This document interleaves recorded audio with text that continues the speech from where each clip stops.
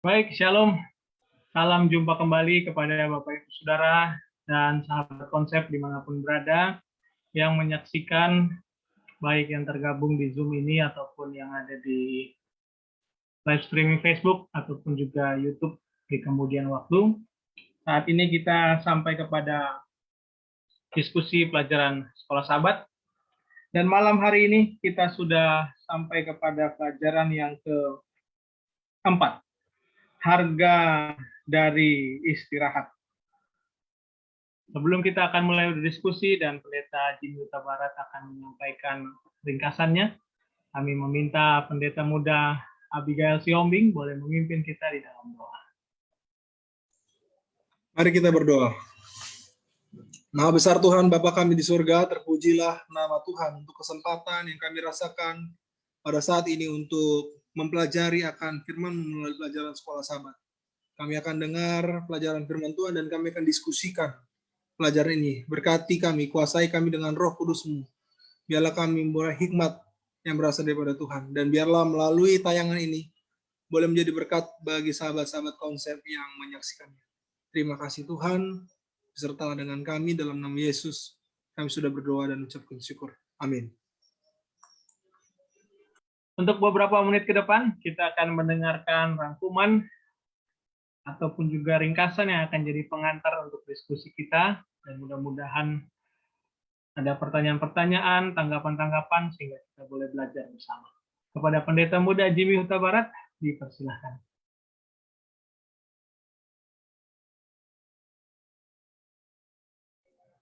Baik. Selamat malam bagi kita semuanya. Tentu kita sangat bersukacita dan bersyukur pada saat ini atas berkat Tuhan yang masih kita rasakan hingga kita bisa memperoleh kesempatan. Baik, saya mau coba share screen untuk kita bisa melihat layar pembahasan pelajaran Sekolah Sahabat kita pada satu pekan ini.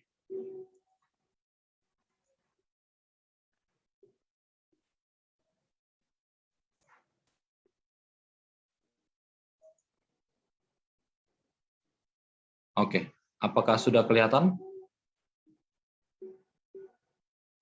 Ya, kelihatan. Oke, baik. Ya, terima kasih Pendeta Riki yang sudah memulai tadi dalam pembahasan kita ini, yang sudah disampaikan juga doa buka oleh Pendeta Abi, dan kita akan melanjutkan pelajaran Sekolah Sahabat kita. Ya, tentu sepanjang satu triwulan ini istirahat dalam Kristus sebagai judul besarnya. Ya. Dan pada saat ini pelajaran keempat judulnya adalah harga dari istirahat. Kita masuk ke Sabat petang 17 Juli. Ayat hafalannya terdapat dalam Mazmur pasal 51 ayat yang ke-12. Demikianlah firman Tuhan, jadikanlah hatiku tahir ya Allah dan perbaharuilah batinku dengan roh yang teguh. Ya. Inilah yang menjadi ayat hafalan. Nanti kita akan melihat mengapa ini dijadikan sebagai ayat hafalannya. Baik, kita mulai di Sabat petang. Setiap orang di dunia ini pernah mengalami keputusasaan dalam menemukan kedamaian di hidupnya. Manusia rela mengeluarkan banyak uang untuk mendapatkan ketenangan. Padahal yang didapatkan hanya istirahat atau kedamaian sementara saja. Ya, jadi ketika di dunia ini kita tidak bisa mendapatkan kedamaian kekal, hanya sementara saja. Ketika manusia kembali ke rutinitas biasa, maka persoalan kembali harus dihadapi. Manusia mencari lagi kedamaian sementara itu. Biaya dikeluarkan lagi. Dan begitulah secara terus-menerus terjadi. Faktanya manusia membutuhkan istirahat yang lebih baik dari sekadar istirahat yang sudah diusahakan. Istirahat di dalam Tuhan akan memberikan kedamaian dan ketenangan ke dalam seluruh aspek kehidupan manusia. Ya, jadi dibutuhkan istirahat yang bersama dengan Tuhan untuk memberikan kedamaian. Baik. Kita ke hari Minggu, tidak berdaya dan lelah. Raja Daud terkenal dengan raja yang takut akan Tuhan. Namun sang raja telah melakukan dosa besar di hadapan Tuhan. Dia melihat seorang perempuan cantik yang sudah memiliki suami. Raja Daud menginginkan dia. Namanya Batsheba dan suaminya adalah Uria. Uria sedang berperang bersama tentara Israel lainnya dan seharusnya Daud ada di sana untuk berperang juga, mengalahkan orang-orang yang datang untuk menyerang Israel, ya. Tidak justru tinggal di istana. Tapi pada cerita ini atau kisah di mana kita mempelajari sekarang ini, Daud ada di istana. Dan apa yang terjadi ketika dia di istana? Dia melakukan suatu dosa, melanggar hukum ke-7. Dia berusaha menutupi dosanya itu oleh karena ketika dia melakukan hubungan bersama dengan istri Uria, dia menutupi dosanya karena sudah mengandung, yaitu Batsheba. Dan Daud mencari akal bagaimana supaya ini tidak terbongkar, ya. Dan dia memiliki rencana, itulah rencana untuk membunuh Uria dan ditempatkan di depan ketika berperang, dan akhirnya Uria pun mati. Meskipun Daud adalah seorang raja, Daud tidak lepas dari konsekuensi dosa. Jadi Daud akhirnya berdosa karena dia berzina, dia juga merencanakan pembunuhan, dan dia harus menerima setiap konsekuensi dari apa yang dia lakukan itu. Demikian juga dengan kita.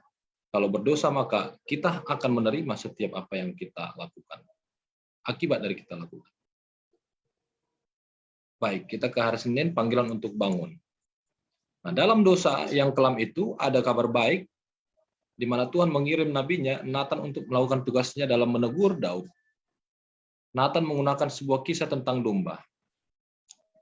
Dan sebagai seorang gembala pada zaman ketika dia masih muda, Daud tahu persis bagaimana rasanya kehilangan seekor domba. Sebenarnya dalam hal ini Nathan sedang membuat Daud agar menyadari dirinya sendiri yang telah berdosa. Namun Daud tidak menyadarinya. Dia berkata bahwa orang yang itu harus mati, ya, yang mengambil domba itu. Dan ternyata Nathan mengatakan, engkaulah orang itu. Dan itu sangat menyakitkan bagi Daud.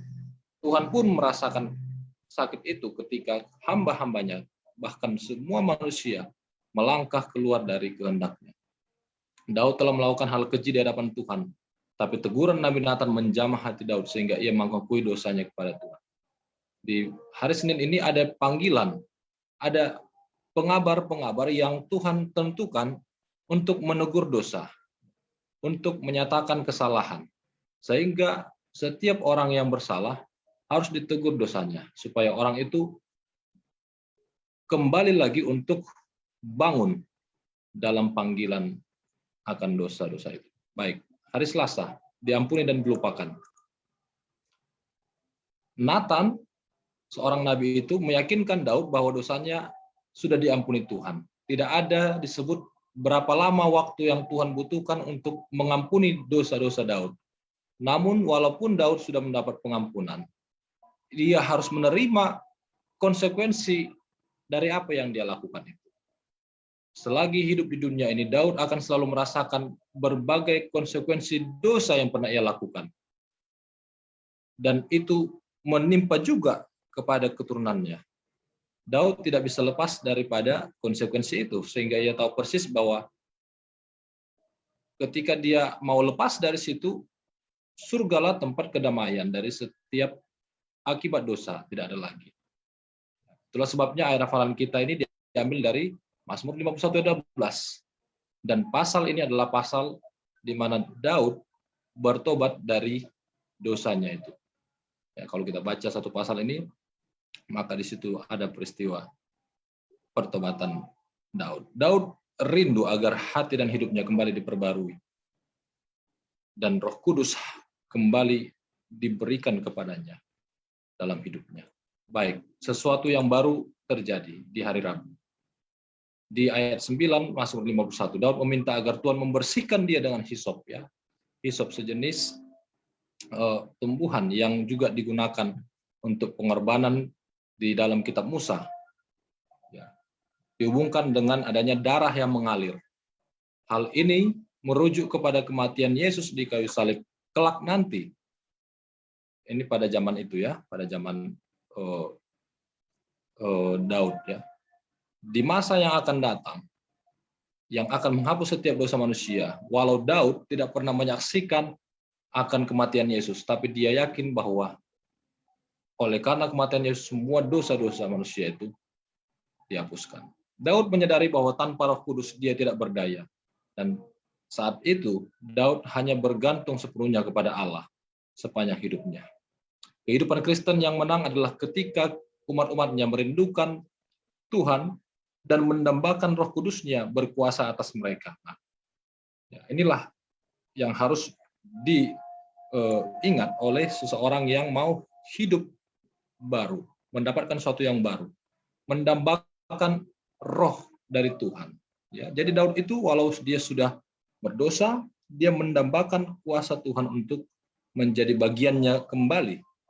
Sehingga apa yang terjadi? Sukacita yang baru pun dia dapat. Dan dia merasa ada kedamaian dalam hidupnya. Baik, hari Kamis pantulan cahaya Tuhan. Setiap orang berusaha untuk melupakan kegagalan yang memalukan di masa lalu, ya.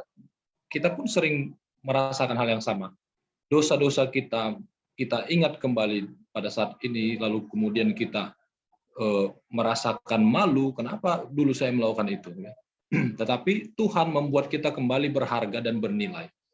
Kehancuran kita di masa lalu tidak selamanya itu menjadi bayang-bayang di dalam hidup kita.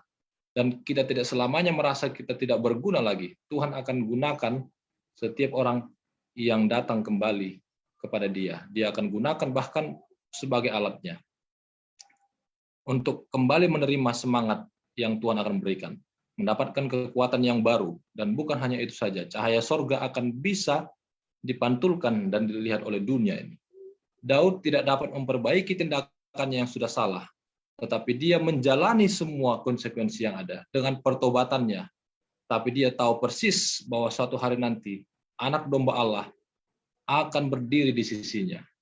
Demikian juga dengan semua manusia yang berdosa.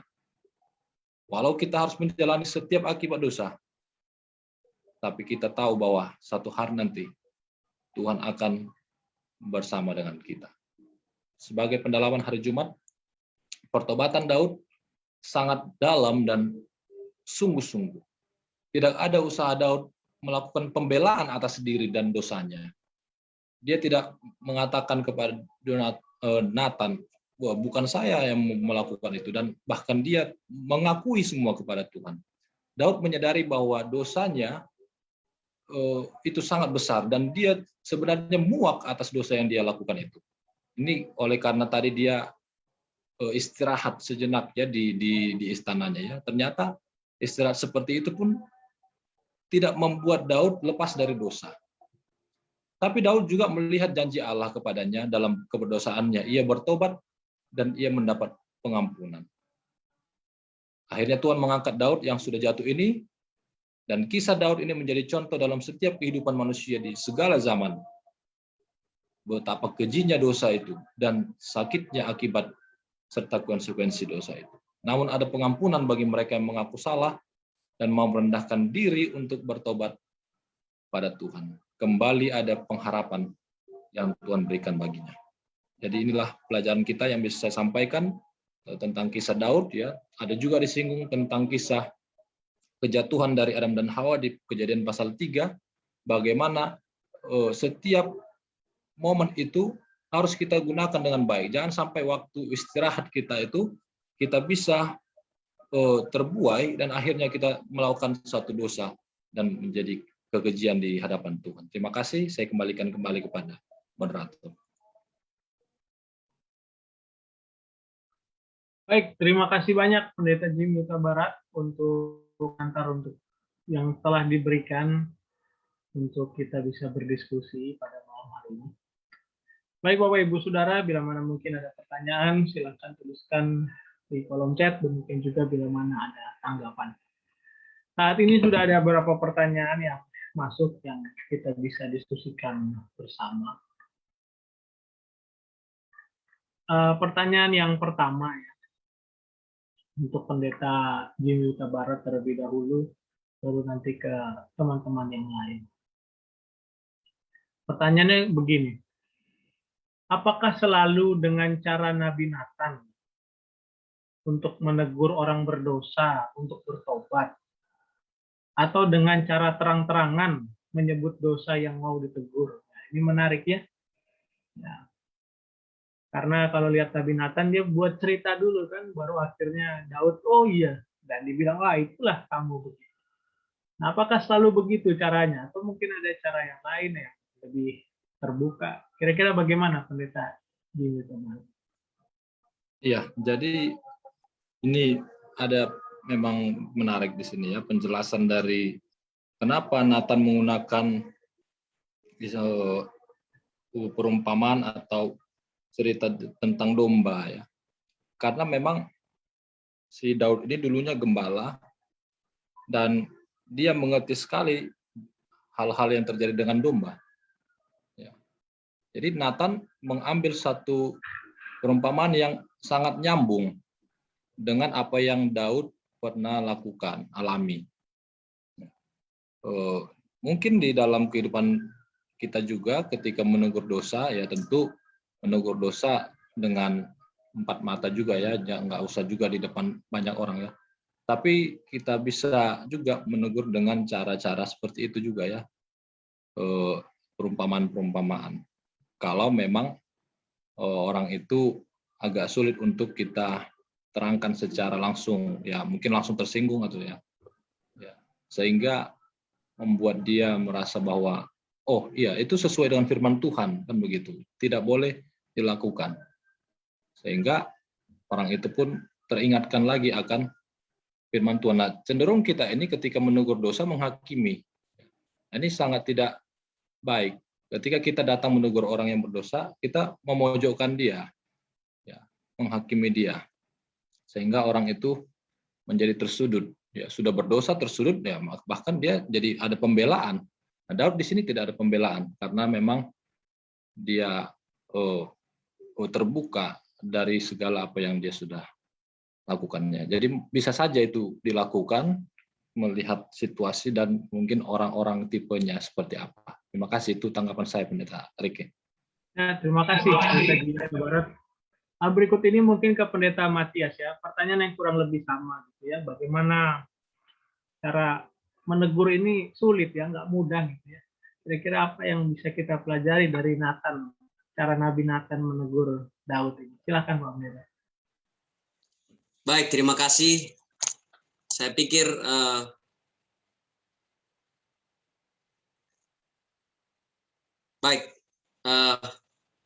saya pikir waktu Nabi Nathan menegur Daud adalah sebuah contoh yang bijaksana ya dalam menegur dosa seseorang. Dan sebenarnya bukan hanya Nathan yang menegur orang dengan atau menegur dosa Daud dengan cara seperti itu. Kalau kita baca Perjanjian Baru, Yesus juga pernah menegur Simon ya, ketika dia Simon undang Yesus makan malam, lalu datang perempuan berdosa. Ya, Yesus gunakan hal yang sama ya.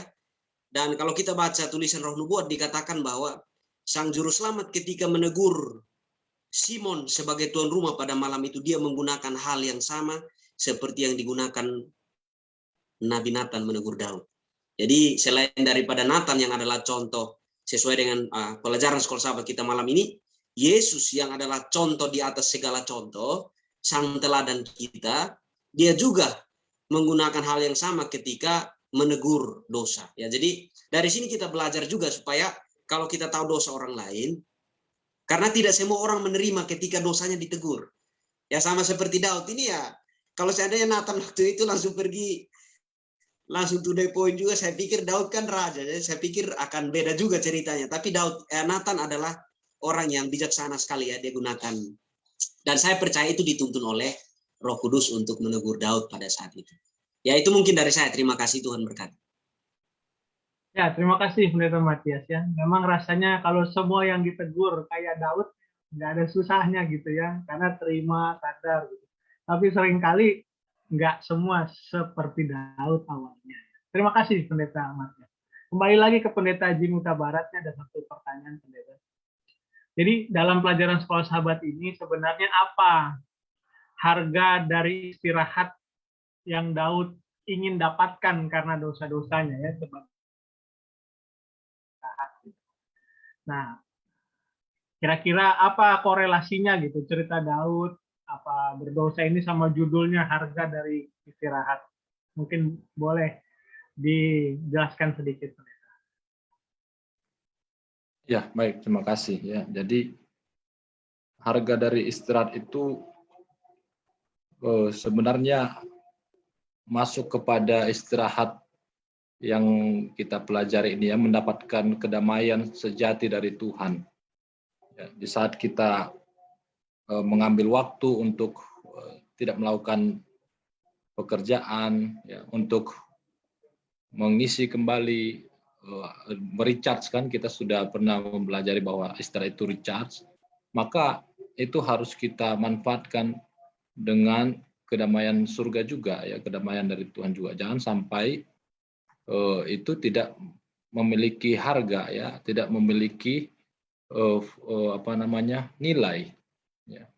Nah, dengan kita salah mengambil satu tindakan dalam istirahat itu tidak menjadi berharga, ya, tidak menjadi satu yang bernilai kepada kita. Bahkan justru seperti Daud ini ya, tidak mendapatkan kedamaian, tapi hidupnya menjadi dikejar-kejar dosa, ya, hidupnya menjadi orang yang gusar, gelisah jadinya. Karena apa? Karena dia tidak lagi damai justru, tapi justru dia menjadi orang yang gelisah. Padahal di dalam istirahat yang dilakukan di istana harusnya dia mendapatkan ketenangan sejati dari Tuhan ya. Makanya harus tetap pikiran itu jernih ya, harus tetap pikiran difokuskan kepada Tuhan. Itu mungkin yang bisa saya tanggapi Pendeta lagi. Terima kasih. Ya, terima kasih banyak Pendeta Jimmy. Saya mau ke Pendeta Adrian, pertanyaan yang sama tapi ditambah sedikit ya supaya lebih luas gitu diskusi. Nah, harga yang dibayar itu apa gitu ya? Kalau begitu siapa yang bayar harga tersebut ya? Dihubungkan dengan cerita Daud ini. Silakan Pak Pendeta Adrian. Baik, terima kasih. Jadi apa yang dimaksud daripada harga dari sebuah istirahat ya, kita tahu tadi sudah diulaskan bagaimana ketika Daud dia beristirahat, ternyata dia jatuh di dalam apa? Di dalam dosa ya, karena tidak ada hal-hal yang dia buat yang serius yang mengarahkan pikirannya untuk melakukan sesuatu yang positif ya, sehingga ketika dia istirahat lalu dia lihatlah siapa si Betseba. Nah, tetapi akibat dari itu ada sesuatu yang harus apa? Dibayar ya, harganya. Akibat dari perbuatan suatu dosa itu pasti ada. Dan kalau kita belajar pelajaran sekolah sahabat kita ini, ketika seorang itu Raja Daud ini ketika dia melakukan dosa itu dengan Betseba dan akhirnya janin ya, hasil dari hubungan mereka yang terlarang, anak itu apa? Akhirnya mati. Ya, mereka harus bayar itu akibat apa? Dosa mereka. Tetapi tidak cukup sampai di situ. Ada sesuatu yang lebih berharga dari itu. Yaitu apa? Adanya pengampunan yang Tuhan berikan kepada Raja Daud, kepada Betseba, dan nanti kita tahu bagaimana akhirnya mereka memiliki anak yaitu Raja Salomo. Ya, Salomo ini kan bukan anak yang di luar nikah ya seperti yang pertama, tetapi dia adalah anak yang benar-benar memang Tuhan berkati dan terbukti dia adalah seorang raja yang apa terkenal di kalangan Raja Daud. Jadi ada harga yang harus dibayar daripada apa? Istirahat itu, yaitu di mana akibat dari perbuatan dosa itu ada, yaitu apa? Anaknya daripada Raja Daud dan Betseba hasil perselingkuhannya mati, tetapi tidak hanya sampai di situ. Ada pengampunan yang Tuhan berikan kepada Raja Daud bersama Betseba ketika mereka sungguh-sungguh memintakan pengampunan. Terima kasih. Ya, terima kasih banyak Pendeta Adrian. Mungkin kita ke Pendeta Pardosi dulu ya. Mungkin Sir ada komentar tanggapan dari pertanyaan-pertanyaan di atas tadi. Sekaligus yang terakhir tadi, apa kira-kira hubungannya cerita ini harga dari istirahat dengan cerita Daud? Lalu kalau harus bayar harga ini, loh, siapa yang harus bayar ini? Harga apa yang dimaksudkan? Silahkan, Bapak Desi. Baik, terima kasih ya. Salam jumpa kembali kepada saudara-saudara yang ikut di Zoom ini dalam program diskusi Sekolah Sahabat dan juga yang di Facebook ya. Saya menyapa saudara-saudara yang ada di live Facebook ya. Nah, memang bahasanya ini menarik ya, ada harga ya. Harga apa ya? Apa ini terkait uang? Apakah orang bisa mendapatkan kedamaian, istirahat? Ya, kita sudah belajar 3 sahabat tentang istirahat ini kan sukacita, damai, ketenangan di dalam Tuhan. Ya. Lalu kalau dalam konteks pelajaran ini kan Daud melakukan dosa ya, dosa yang bertingkat ya, dari berzina masuk dalam pembunuhan. Ya. Sebenarnya kan dalam aturan hukum Tuhan yang diberikan Musa, orang yang berzina itu dilempari batu. Ya. Tapi ini kan tidak dilempari batu ya, ini menarik juga. Nanti kalau saya di sorga saya mau tanya Tuhan juga, kenapa Daud ini nggak dilempari batu? Padahal itu kan rumusnya dilempari batu. Sepertinya dia itu mendapatkan privilege lebih gitu. Membunuh dengan sengaja, kok nggak dilempari batu? Kenapa bisa begitu? Ya, sementara yang lain itu dilempari batu dan lain sebagainya ya. Jadi ada privilege sama dia. Ya, tetapi bahasa pelajaran kita ini kan berbicara tentang harga dari sebuah istirahat. Bahwa istirahat di dalam Tuhan itu memang membutuhkan biaya gitu, harga. Yang harus dibayarkan oleh orang berdosa itu. Apa yang dia harus bayarkan? Satu, pengakuan.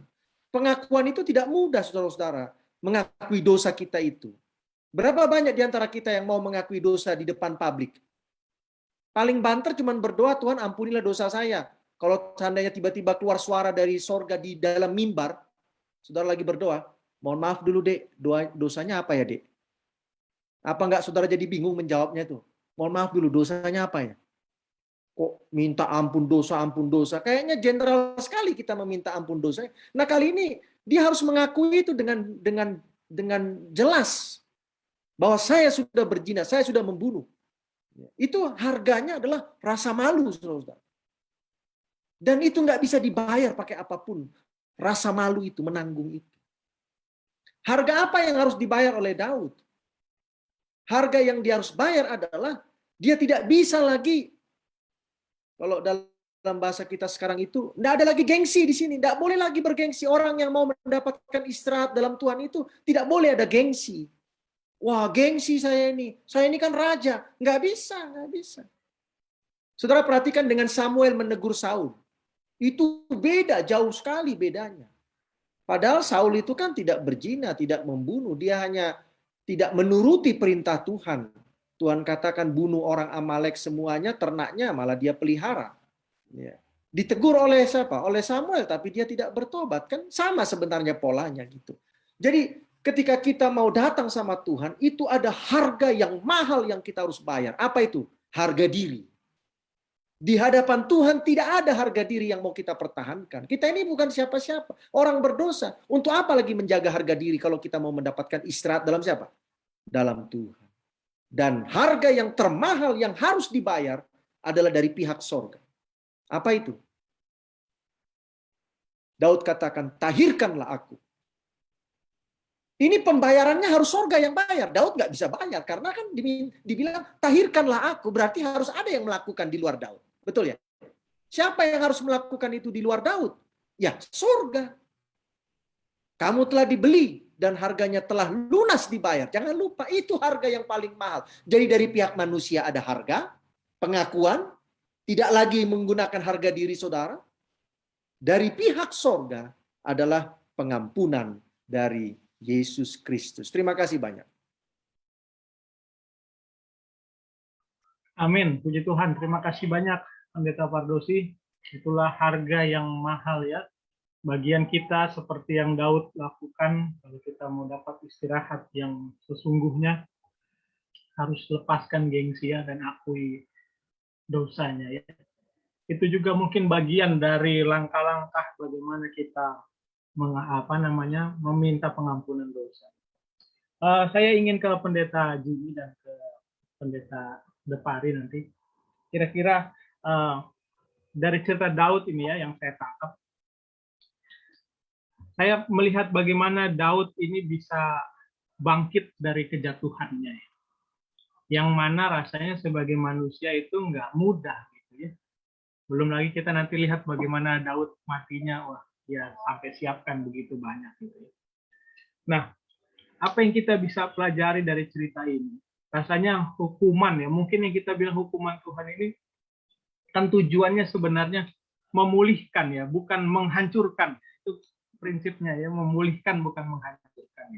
Kira-kira buat kita sekarang bagaimana gitu ya? Rasanya kalau kita menegur, situasinya itu orang ditegur rasa sudah selesai dia, sudah habis dia pokoknya nih, nggak ada lagi kesempatan. Tapi bagaimana meyakinkan bahwa teguran yang demikian keras pun gitu ya, sebenarnya jadi pemulihan buat dia. Dari cerita Daud kita belajar ya, di akhirnya bertobat. Kira-kira mungkin ada tanggapan dari Pendeta Jimmy, lalu berikutnya nanti ke Pendeta Ari Depari. Silakan.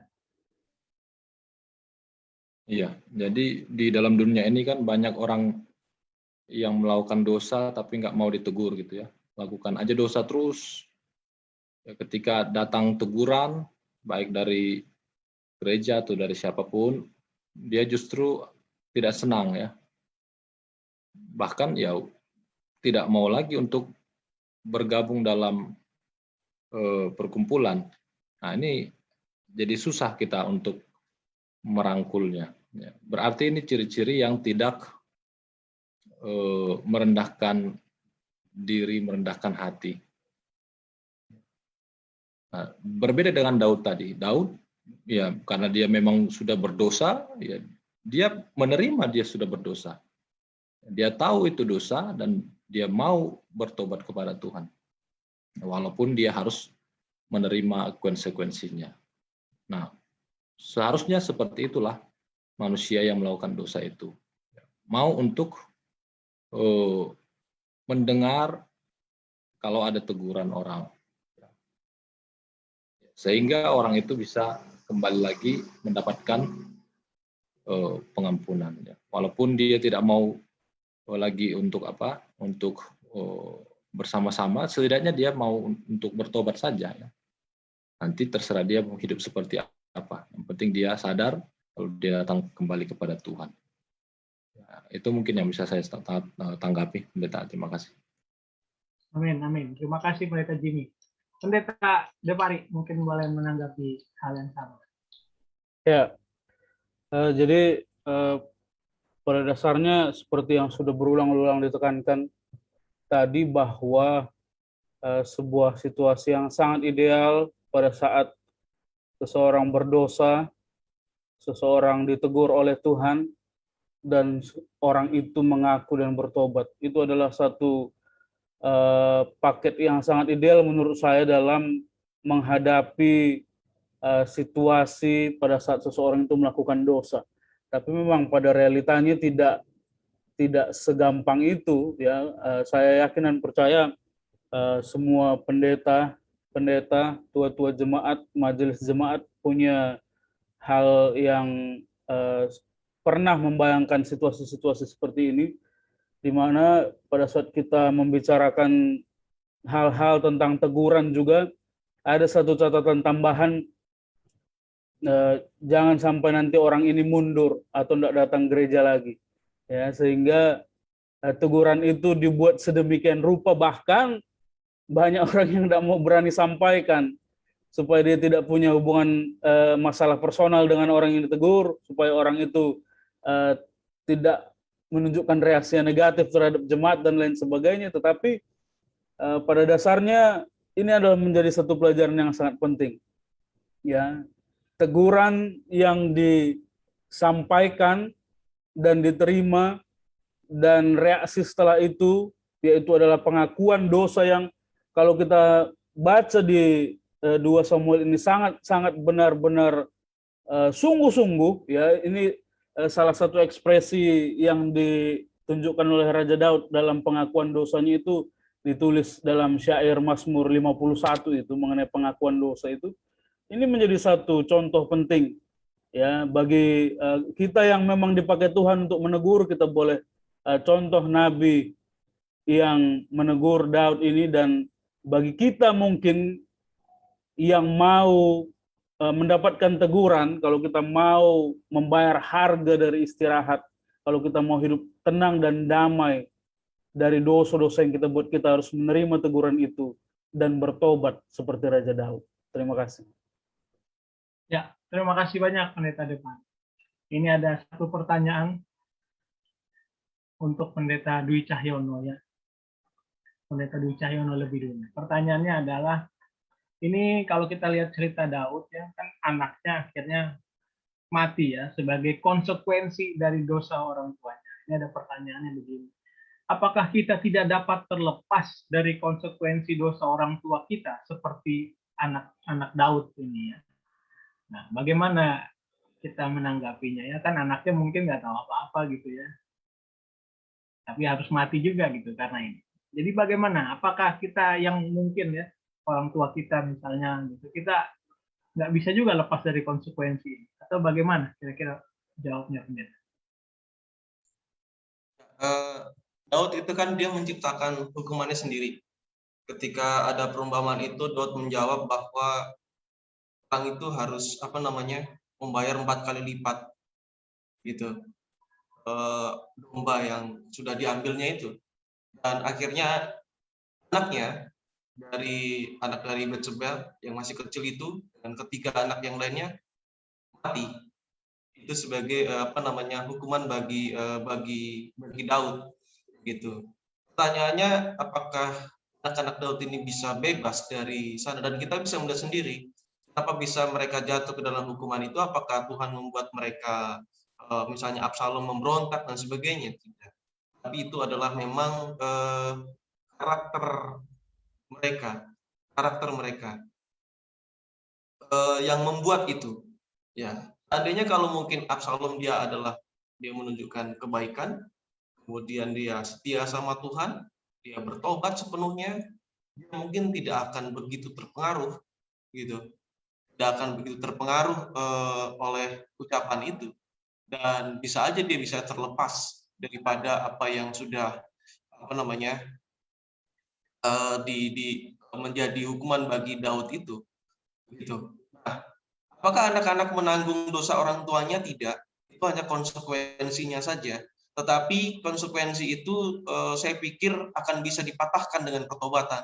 Seperti ada pembahasan dulu kita mengenai anak-anak yang tidak boleh masuk jemaat Tuhan, ya, karena konsekuensi daripada dosa-dosanya dan sebagainya. Tapi mereka diperbolehkan masuk pada saat mereka mendapatkan kasih karunia dan bertobat. Ya, itu mungkin jawaban saya. Terima kasih. Ya, terima kasih Pendeta Dwi Cahyono. Mungkin kita ke Pendeta Pardosi, pertanyaan yang sama Pendeta. Apakah kita tidak dapat terlepas dari konsekuensi dosa orang tua kita seperti anak Daud ya? Kita tahu anaknya mati gitu ya. Seolah-olah anaknya nggak tahu apa-apa, dia harus mati menanggung konsekuensi dosa Daud gitu ya. Mungkin boleh ditanggapi Sir sekaligus closing statement karena waktu kita tidak banyak. Setelah itu baru Pendeta Jimmy Huta Barat akan menutup juga. Baik, terima kasih ya. Sebenarnya kalau dibilang dosa itu mengikut sama anak-anaknya kan tidak, tergantung anaknya memutuskan apa dalam hidupnya. Tapi kalau akibat dosa itu, ya kita ini kan nanggung dosa Adam dan Hawa juga sekarang ini. Yang makan buah siapa rupanya? Kan bukan kita yang makan, tapi kita juga yang menanggungnya. Itulah yang dinamakan dengan konsekuensi dosa secara umum gitu. Bahwa itu akan ditanggung oleh generasi selanjutnya secara umum. Secara spesifik ya tidak. Orang yang berdosa itu yang akan menanggung perbuatannya. Tetapi secara umum, maka anak saya bisa juga merasakan itu sebagai konsekuensi umum dosa yang saya buat itu. Ya. Nah, itu yang perlu kita perhatikan baik-baik. Tidak ada yang namanya dosa keturunan, tidak ada. Dosa itu ya urusan masing-masing. Tapi secara konsekuensi umum, seperti kita ini merasakan dosa konsekuensi umum daripada Adam dan Hawa itu ya sakit, menderita dan sebagainya, itu kan konsekuensi yang kita bawa dari Adam dan Hawa. Mereka yang makan, kenapa kita harus yang menanggung itu? Ya itulah namanya konsekuensi umum dosa itu yang harus ditanggung oleh orang di sekitar kita atau orang-orang yang apa? Yang keluarga kita. Contohnya kalau saya berhutang ke bank, ya keturunan saya ya ikut-ikutan ditagih juga gitu. Ya, akhirnya rumah saya itu disita. Akhirnya anak istri saya tidak punya rumah. Lalu anak saya tidak bisa katakan, bapak yang ngutang kenapa saya jadi mengungsi katanya. Ya nggak bisa, ya itu karena kesalahan saya. Ya harus mereka jalani itu. Ya. Nah itu yang namanya konsekuensi umum dari dosa. Nah tentang Daud ya, Tuhan yang katakan bahwa anak itu harus mati. Ya. Bukan Daud yang tetapkan anak itu harus mati. Daud tidak pernah menetapkan hukumannya sendiri. Enggak, hukuman itu kan Tuhan yang tentukan ya. Apa yang harus terjadi gitu ya. Ya, anak itu mati. Kenapa anak ini harus mati ya? Kan Tuhan yang berikan kehidupan kepada anak itu. Tuhan juga yang berhak mencabut kehidupan anak itu kan? Dan nanti kalau Yesus datang anak itu dibangkitkan, ya itu kan sudah hak Tuhan. Kita tidak perlu persoalan di sana. Tetapi Tuhan, saya melihatnya Tuhan ingin menjaga kemurnian generasi Daud ini. Jangan sampai akan ada generasi dari Daud ini yang generasi hasil hubungan gelap. Ya. Memang ada di Alkitab generasi nenek moyang Yesus itu ada yang wanita yang tidak baik. Ya. Tapi menikah gitu loh. Wanita tidak baik itu menikah dengan keturunan Daud. Ya itu kan sudah selesai dia, clear itu kan. Tapi kalau nanti anak yang dilahirkan Batsheba ini hasil hubungan gelap itu menjadi raja, ini kan menjadi noda yang panjang. Bahwa ada hasil hubungan gelap di dalam silsilah ini. Ya. Jadi itu hak Tuhan yang memberikan anak ini hidup dan hak Tuhan juga yang mengizinkan anak ini istirahat. Karena nanti pada harinya, pada hari kebangkitan itu hak Tuhan yang akan membangkitkan anak ini nanti. Ya. Tetapi Tuhan punya hak untuk menjaga apa? Kemurnian keturunan Daud ini, tidak ada anak-anak yang di luar pernikahan. Jadi kesimpulan saya sharing kepada kita, ya saudara-saudara, kalau mau mendapatkan istirahat dalam Tuhan, mahal biaya yang harus kita bayar. Dan Tuhan juga bayarnya mahal juga. Nah, ada dua tadi yang saya ingatkan kepada kita. Bertobat. Bertobat itu membawa tidak ada lagi gengsi. Ya, kalau saudara mau gengsi, di sorga kita tidak makan gengsi, saudara. Di sorga kita makan pohon kehidupan. Ya. Jadi gengsi itu sudah harus dibuang. Kalau kita mau masuk apa? Masuk sorga. Gengsi nanti takut malu. Gengsi saya ini pendeta, masa mengakui dosa seperti itu. Ya kalau kita mau makan gengsi ya makan saja. Berarti tidak akan makan pohon kehidupan. Terima kasih banyak. Tuhan memberkati. Ya, terima kasih banyak Pendeta Pardosi. Tapi sebelum kita berakhir, saya mau menyapa dulu sahabat-sahabat yang menyaksikan di Facebook. Terima kasih, saya melihat ada lebih dari 20 yang menyaksikan live ini. Kami sangat mengapresiasi waktu yang diberikan, dan memang diskusi kita tidak panjang ya, waktunya hanya sekitar 45 menit begitu ya. Jadi terima kasih untuk pertanyaan-pertanyaan yang sudah masuk. Mohon maaf kalau mungkin tidak bisa sempat dijawab secara live. Kami akan usahakan bisa menjawabnya. Tapi kami berharap Bapak Ibu Saudara tetap mengikuti ini untuk belajar bersama hari Senin berikutnya. Dan mungkin pertanyaannya bisa dimasukkan lebih cepat begitu ya, supaya sempat dijawab live ini ya. Jadi untuk waktu yang terakhir ini, kami ingin sampaikan kepada berikan kepada Pendeta Jimmy Huta Barat, sekaligus memberikan closing statement. Baik, sebagai closing statement dan juga ajakannya untuk kita semuanya, ketika kita sudah melakukan dosa, maka jangan pernah tunda untuk datang kepada Tuhan ya. Dengan satu tekad supaya kita diperbaharui kembali di dalam roh yang baru untuk lebih baik lagi. Lalu yang kedua, jangan pernah membela diri jika sudah melakukan satu dosa. Tapi terimalah teguran dari orang-orang yang menegur kita akan dosa kita dengan kerendahan hati. Ya. Karena kita tidak akan bisa selamat kalau kita menolak teguran, menolak kasih karunia, menolak pengampunan yang akan diberikan Tuhan kepada kita. Inilah yang bisa saya sampaikan. Terima kasih. Selamat malam. Kiranya Tuhan memberkati kita. Amin. Terima kasih banyak. Terima kasih banyak Bapak Ibu Saudara yang sudah mengikuti di ruang Zoom ini ataupun di Facebook. Saya menyapa ada Bapak Letus, ada Saudari Persitra, ada Woldi, dan semuanya terima kasih. Mohon maaf kalau mungkin waktunya tidak sempat untuk menjawab. Jadi mudah-mudahan di diskusi berikut kita tetap bisa belajar bersama-sama. Kita akan segera mengakhiri diskusi ini. Kami meminta Pendeta Alexander boleh memimpin kita di dalam doa. Berdoa.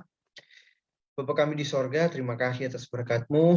Pada saat ini kami boleh memahami lebih baik mengenai harga dari sebuah istirahat, di mana kami belajar dari kisah Daud, di mana kami boleh belajar untuk bagaimana mempunyai sebuah pertobatan yang sungguh, dan kami mempunyai satu pembenaran di dalam kalimat mengenai istirahat Allah.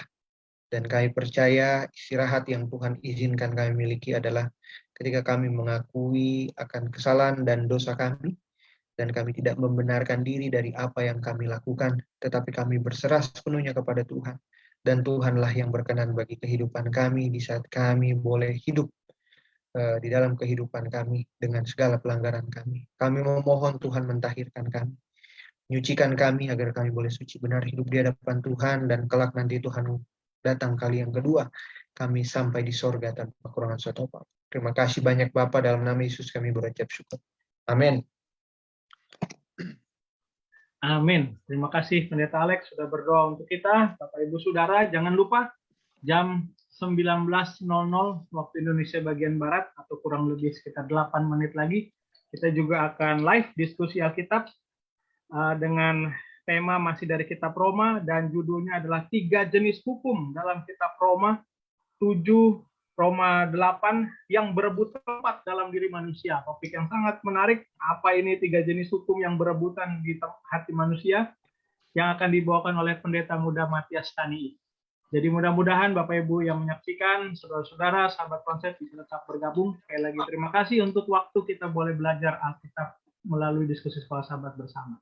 Kiranya Tuhan memberkati kita semua. Amin.